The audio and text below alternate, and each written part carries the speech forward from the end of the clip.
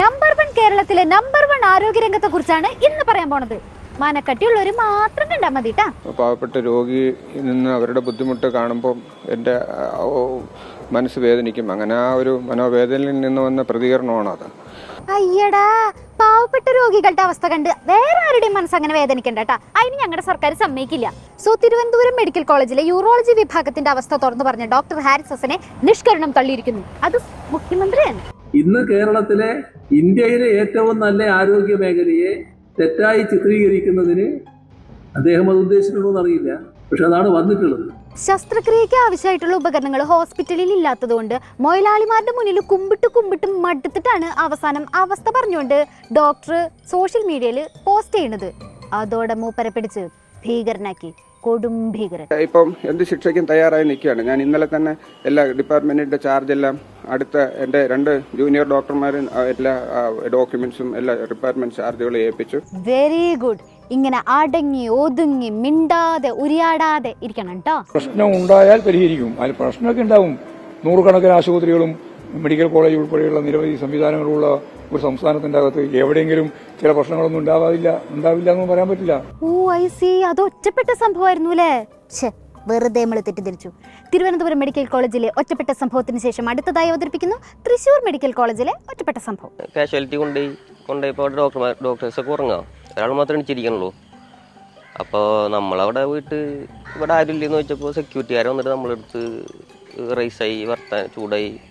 Doctors എണിച്ചു. ആൾക്കാണെങ്കിൽ ബാക്കിയുള്ള ഉറങ്ങുന്ന ആൾക്കാരെ വിളിക്കാനും മടി. തൃശൂർ മെഡിക്കൽ കോളേജിലേക്ക് ഇന്നലെ ക്രിട്ടിക്കൽ അവസ്ഥയിൽ ഒരു രോഗിനെ കൊണ്ടുചെന്നപ്പോണ്ടായിരുന്ന ആശുപത്രി അധികൃതരുടെ ആറ്റിറ്റ്യൂഡിനെ കുറിച്ചാണ് ആംബുലൻസ് ഡ്രൈവർ എന്താ പറഞ്ഞത്.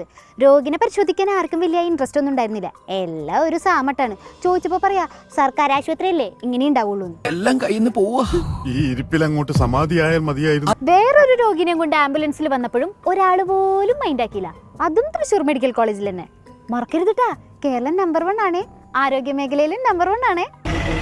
തൃശ്ശൂർ മെഡിക്കൽ കോളേജ് കാഷ്വാലിറ്റിയുടെ അവസ്ഥ നിങ്ങൾ കണ്ടുകൊണ്ടിരിക്കുന്നത് കണ്ടില്ലേ? നമ്മളെ വണ്ടിയിലും അതേപോലെ തന്നെ വേറൊരു ആംബുലൻസിലും പേഷ്യന്റിനെ കൊടുത്തിട്ട് കുറച്ചധികം നേരെ വെയിറ്റ് ചെയ്ത് തുടങ്ങിയിട്ട് ഇത്ര നേരത്തെ ഒരാൾ പോലും പേഷ്യന്റിനെ ഇറക്കാനോ എന്താ കാര്യം അന്വേഷിക്കാൻ പോലും ഒരാൾ വന്നിട്ടില്ല. ഗോവിന്ദ മാഷേ, CMA, വീണ മേഡം, ആരുമില്ല ഇവിടെ. പ്രശ്നം ഉണ്ടായാൽ പരിഹരിക്കും. അതിൽ പ്രശ്നമൊക്കെ ഉണ്ടാവും.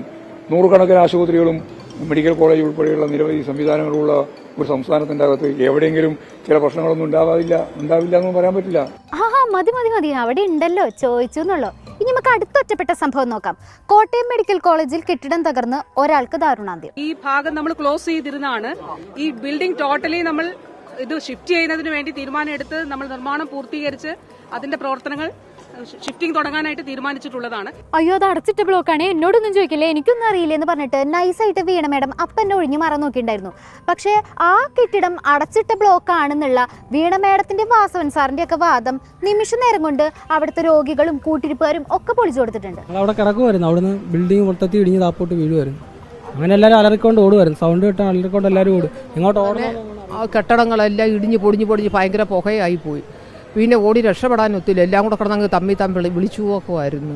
രാവിലെ വീണ ജോർജ് വരുമ്പോൾ ഞാനിവിടെ ഉണ്ട്. പുള്ളിക്കാരോട് നമ്മൾ ഇത് കണക്ക് നേരിട്ട് പറഞ്ഞതാണ്. അതെല്ലാം പരിശോധിക്കാം, എല്ലാം പരിശോധിക്കാന്ന്. പരിശോധനയാണല്ലോ ഇവിടെ നടക്കുന്നത്, അല്ലാതെ റിസൾട്ട് ഇല്ലല്ലോ. ഒന്നും കെട്ടിടം ക്ലോസ് ചെയ്തേക്കായിരുന്നു എന്ന് പറയേണ്ട വല്ല ആവശ്യം ഉണ്ടായിരുന്ന? ഇതിപ്പോ എത്രാമത്തെ ഒറ്റപ്പെട്ട സംഭവമാണെന്ന് മേഡത്തിന് വല്ല നിശ്ചയമുണ്ടോ? ഇതിൽ എന്തെങ്കിലും വിശദീകരണം പറയാനുണ്ടോ? ആരോഗ്യമന്ത്രി വീണ ജോർജ് ഇപ്പോൾ പക്ഷേ ദേഹാസ്വാസ്ഥ്യത്തെ തുടർന്ന് ആശുപത്രിയിൽ പ്രവേശിപ്പിക്കുന്നുള്ളതാണ് അറിയാൻ കഴിയുന്നത്. ഞാനിപ്പോ ശവമാകും, എന്നെ വേഗം ആശുപത്രി കൊണ്ടുപോ. എന്റെ വണ്ടി സ്റ്റാർട്ട് വേഗം. എന്റെ ദൈവമേ, ആ നിലവിളി ശബ്ദം വിടോ. മുഖ്യമന്ത്രി ചികിത്സയ്ക്ക് വേണ്ടിയിട്ട് അമേരിക്കയിലേക്ക് പോയി. ഇമ്മക്ക് എന്തെങ്കിലും ആവശ്യം വന്നിട്ടുണ്ടെങ്കിൽ നമ്മളെ കയ്യിൽ കാശില്ലാത്തതുകൊണ്ട് സർക്കാർ ആശുപത്രിക്കായിരിക്കും പോവുണ്ടാവുക. ഇതിപ്പോ എന്ത് ധൈര്യത്തിൽ അങ്ങോട്ട് കയറി പോവാ? പേടിയാവണം.